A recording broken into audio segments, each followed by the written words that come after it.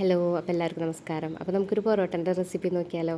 അപ്പോൾ അതിനായിട്ട് ഒരു 1/2 കിലോ മൈദ എടുക്കുക, ഒരു മുട്ട, അതുപോലെ തന്നെ 1 ടേബിൾ സ്പൂൺ ഷുഗർ, പിന്നെ ഉപ്പ്, ഒരു 1/4 ടീസ്പൂൺ ഉപ്പ്, പിന്നെ നമ്മൾ 1.5 ടേബിൾ സ്പൂൺ സൺഫ്ലവർ ഓയിലും കൂടെ ഒഴിച്ചു കൊടുക്കുക. എന്നിട്ട് നമ്മളത് നന്നായിട്ട് കുഴച്ചെടുക്കാം. നമ്മൾ വെള്ളം എടുത്തിട്ട് കുറച്ച് ഒഴിച്ച് കൊടുത്തിട്ട് തന്നെ മെല്ലെ മെല്ലെ കുഴച്ചെടുക്കണം കേട്ടോ. അത് ഒരുപാട് വെള്ളം ഒരുമിച്ച് ഒഴിച്ച് കൊടുക്കണ്ട. അപ്പോൾ നമ്മളത് കയ്യിലൊക്കെ ഒട്ടിപ്പിടിക്കും. അപ്പോൾ കുറച്ച് വെള്ളം ഒഴിച്ച് ഇതുപോലെ മെല്ലെ മെല്ലെ ഇങ്ങനെ കുഴച്ചെടുക്കുക.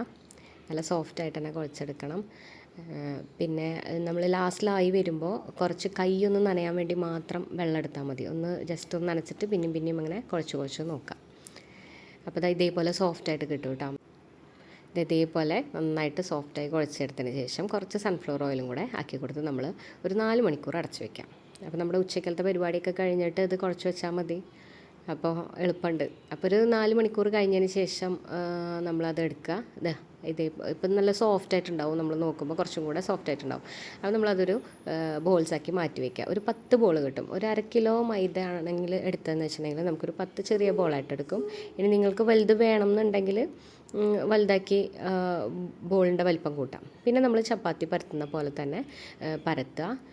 അതിനുശേഷം പ്ലേറ്റിൽ നമ്മൾ കുറച്ച് ഓയിൽ ആക്കി കൊടുക്കുക. അതിനുശേഷം നമ്മൾ ഈ പരത്തിയത് അങ്ങോട്ട് എടുത്ത് വയ്ക്കുക. അതിന് മേലെയും നമ്മൾ കുറച്ച് ഓയിലാക്കി കൊടുക്കുക. ഒരു ടീസ്പൂണിൻ്റെ അടുത്ത് ഓയിൽ അതിൻ്റെ മേലെ ഒഴിച്ചു കൊടുക്കണം. നന്നായിട്ട് ഒഴിച്ചു കൊടുത്തിട്ട് കുറച്ച് മൈദ കൂടെ ഇട്ട് കൊടുത്തിട്ട് അടുത്ത ലെയർ നമ്മൾ ഇതേപോലെ ചപ്പാത്തി പോലെ പരത്തിയിട്ട് വീണ്ടും ഇട്ട് കൊടുക്കുക. പിന്നെയും ഓയിൽ തേച്ച് കൊടുക്കുക. അതുപോലെ എല്ലാം ചെയ്തിട്ട് നമ്മളൊരു 3 മണിക്കൂർ റെസ്റ്റ് ചെയ്യാൻ വെക്കണം. അതിനുശേഷം 3 മണിക്കൂർ കഴിയുമ്പോൾ നമുക്കിതാ ഓരോന്നും എടുക്കുമ്പോൾ ഇതേപോലെ നല്ല സോഫ്റ്റായിട്ട് നന്നായിട്ട് വലിഞ്ഞ് വരും. അപ്പോൾ നമ്മളിതാ ഇതേപോലെ ഒന്ന് ലെയറാക്കിയിട്ട് ഈ മടക്കുന്ന പോലെ കാണാനില്ലേ, അപ്പോൾ ഇതേപോലെ ആക്കി നമ്മൾ ചുരുട്ടി എടുത്ത് വയ്ക്കുക. എല്ലാം പിന്നെയും ഇതേപോലെ ബോൾസാക്കി എടുത്ത് വയ്ക്കുക. ആ ഓയിൽ ആ പ്ലേറ്റിൻ്റെ സൈഡിലൊക്കെ ഉണ്ടാവും. അപ്പോൾ അതിൽ ഒന്നും കൂടെ ഒന്ന് ഡിപ്പ് ചെയ്തിട്ട് എടുത്ത് മാറ്റി വയ്ക്കുക കേട്ടോ. ഇതുപോലെ എല്ലാം ചെയ്യുക. നന്നായി ഇങ്ങനെ വലിച്ചെടുക്കണം. അപ്പോൾ എന്നിട്ട് ഓരോന്നും ചെയ്തിട്ട് നമ്മൾ ഒരു അരമണിക്കൂറും കൂടെ അതൊന്ന് എടുത്തു വയ്ക്കാം. അരമണിക്കൂർ കഴിഞ്ഞിട്ട് ഉണ്ടാക്കി തുടങ്ങിയാൽ മതി. അല്ല ഇപ്പം തന്നെ ഉണ്ടാക്കുകയാണെങ്കിലും കുഴപ്പമില്ല. അരമണിക്കൂറും കൂടെ കഴിയുകയാണെങ്കിൽ അതൊന്നും കൂടെ ഒന്ന് സോഫ്റ്റ് ആവും. അപ്പോൾ എല്ലാം നമ്മൾ ഇതേപോലെ ഒന്ന് എടുത്തു വയ്ക്കാം കേട്ടോ. എന്നിട്ട് അരമണിക്കൂർ കഴിഞ്ഞിട്ട് ചെയ്താൽ മതി. അല്ലെങ്കിൽ അപ്പം തന്നെ ചെയ്യണോണ്ടും കുഴപ്പമില്ല. ടേസ്റ്റ് ഉണ്ട്, കുഴപ്പമില്ല. പക്ഷേ അരമണിക്കൂറും കൂടെ കഴിയുകയാണെങ്കിൽ കുറച്ചും കൂടെ ഒന്ന് സോഫ്റ്റായി നല്ല രീതിയിൽ നമുക്കിത് പരത്താൻ പറ്റും. കൈ കൊണ്ട് ഇതുപോലെ പരത്തി നമുക്കിത് തവയിൽ വെച്ച് ചെറിയൊരു തീയിൽ മീഡിയം ഫ്ലെയിമിലിട്ടിട്ട് നമുക്ക് ചുട്ടെടുക്കാം കേട്ടോ. നല്ല ടേസ്റ്റാണ്. ഇത് ലക്ഷ്മി നായർ വ്ളോഗിൽ കണ്ടിട്ട് ഉണ്ടാക്കി നോക്കിയതാണ്.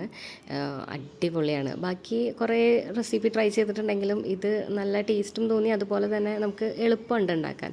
സമയം കുറച്ച് പോവും. നമ്മളിപ്പോൾ ഒരു ഉച്ച കഴിഞ്ഞിട്ട് ഒന്നാക്കി വയ്ക്കുകയാണെങ്കിൽ നമുക്ക് രാത്രി ഉണ്ടാക്കാൻ പറ്റും കേട്ടോ. എളുപ്പത്തിൽ ഉണ്ടാക്കാൻ പറ്റും. ഒരു 3-4 എണ്ണമൊക്കെ നമ്മൾ ചുട്ടെടുത്താൽ ഒരുമിച്ച് നമുക്കിതുപോലെ 4 ഇട്ടിട്ട് ഇങ്ങനെ കൈ കൊണ്ട് അടിച്ചിട്ട് എടുക്കാം. ഇത് നല്ല സോഫ്റ്റായിട്ട് കിട്ടും ചെയ്യും. നല്ല ടേസ്റ്റാണ്.